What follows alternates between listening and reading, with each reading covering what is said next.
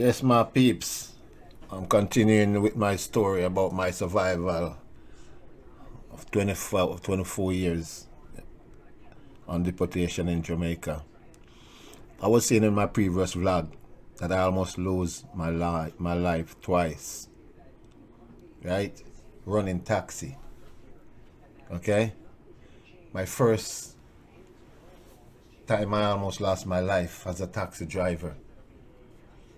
I was running from Spanish Town from Halfway Tree to Papine. When that route was slow, I used to run from Halfway Tree to Spanish Town, right? Growing up, I didn't like Spanish Town since I was a kid in Jamaica because I always lived in Kingston. Spanish Town was my thing, but I was running taxi going down there. So one day, I loaded up my car. I used to go early, carry kids to school from Waterford, Spanish Town. Then I go Spanish Town, Kingston. Back to Spanish Town, I run a few trips. Then I go and bring my woman to the arcade, right? Then in the evening, I will go back again and run some trips, Papine, Halfway Tree, Papine.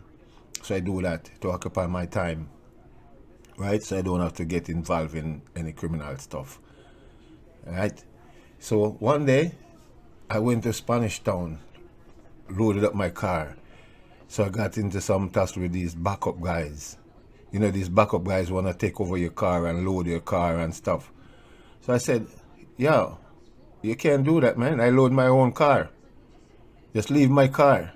Guy get offended and go picking up some stone throwing after me. So I always have my machete in my car. So I took out my machete and run him down. He jump over some car front and stuff and run. So anyway, I run some trips. Later on when I came back, like 2 other trips, I was there loading up my car in the gas station.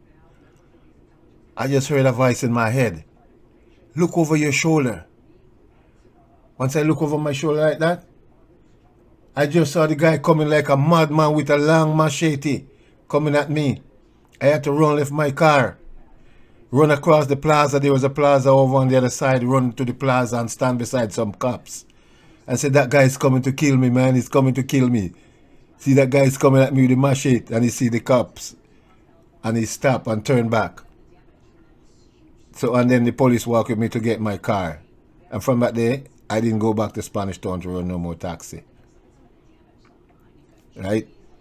Until it passed like 2 months, 3 months. I changed my car.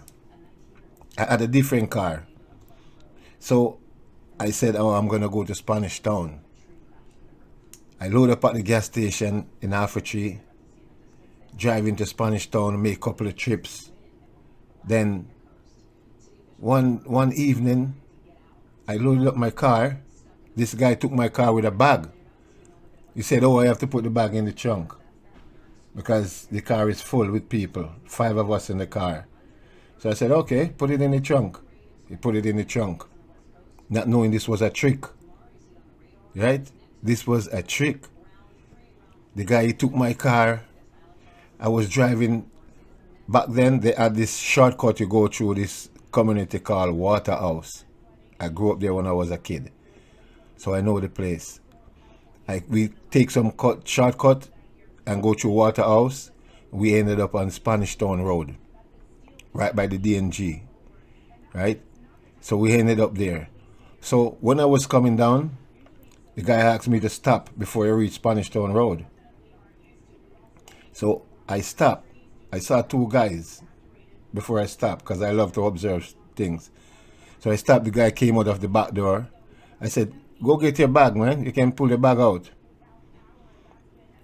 The guy stopped the car right where the 2 guys were.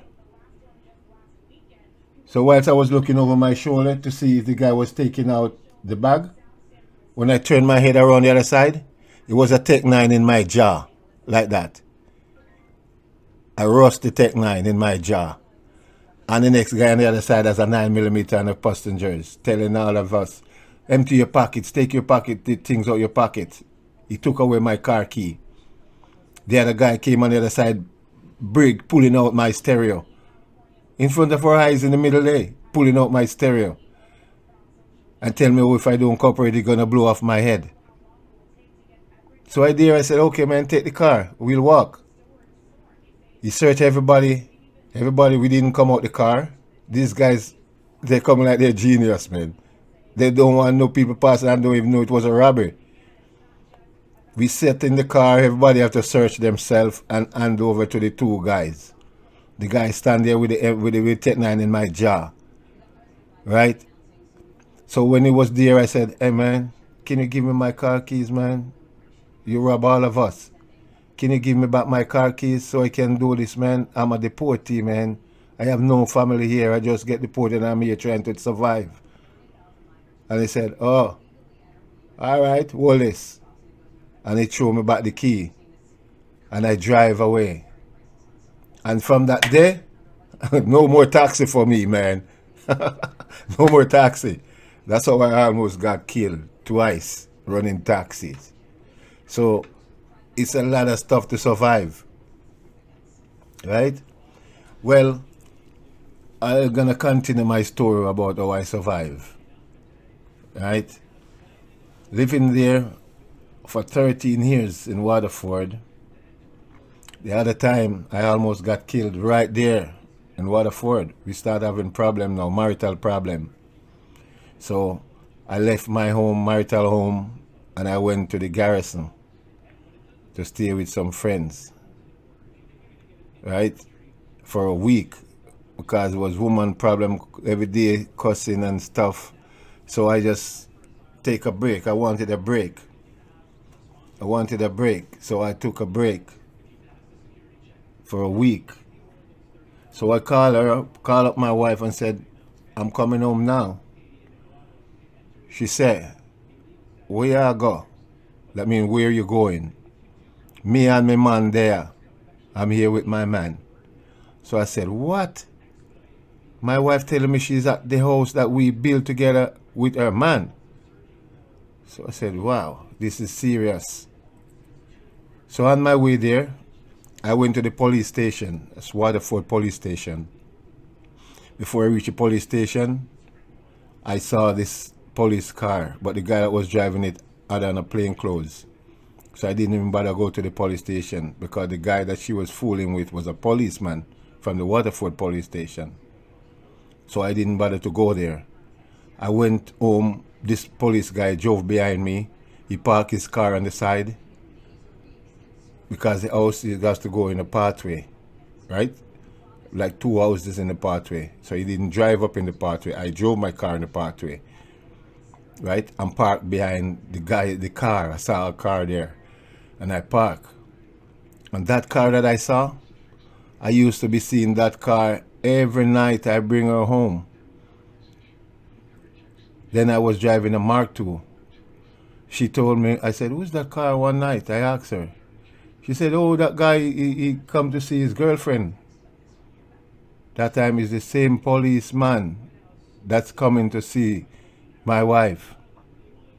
The same man. And she telling me it's a girl that live next door.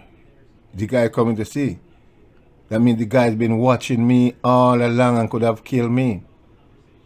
Anyway, the policeman parked on the side.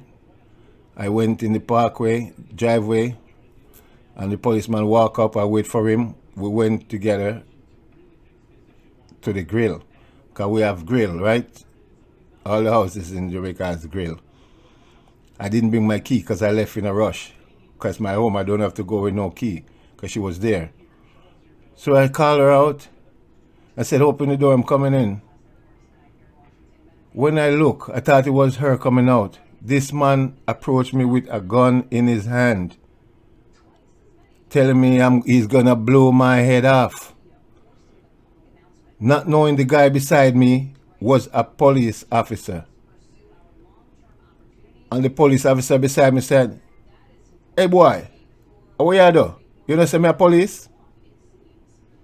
Right? That means he says, what are you doing? Do you know I'm a police officer? But he says in Jamaican talking, Hey boy, what you do? You know me a police? And he put his gun down right away. So if and she was in the back, behind him. So if I didn't bring that policeman with me that day, I would be a dead duck. Right? He would just shoot me and put some rusty gun or something on me and said I attack him. And he was inside my house behind my grill, pointing a gun in my face.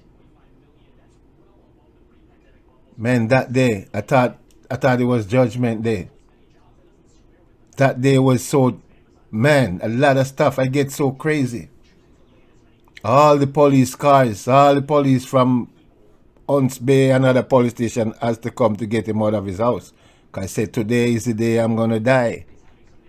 And you're going to die too. And it was such a crazy day. I cuss. And I wanted to fight a guy. I said, man, one of your police guy, I'm going to take the gun and I'm going to kill him. And I was serious then. And like two officers grabbed me and hold me and said, lady, come out of the house. So they hold me. And the guy came out of the house with my wife and left. So an old gentleman that lived next door, he called me and said, hey, Squiddy, don't get into no problem, man. Go to the commissioner's office and report this because this is wrong. And I went there, made my report, went to the commissioner's office. I went to the complaint office too. I made my complaint and they transferred the guy. But when I told my mom about this, my mom said, you better leave there if you want your life. So I ended up left there, just took some clothes. And remember, I was living there 13 years.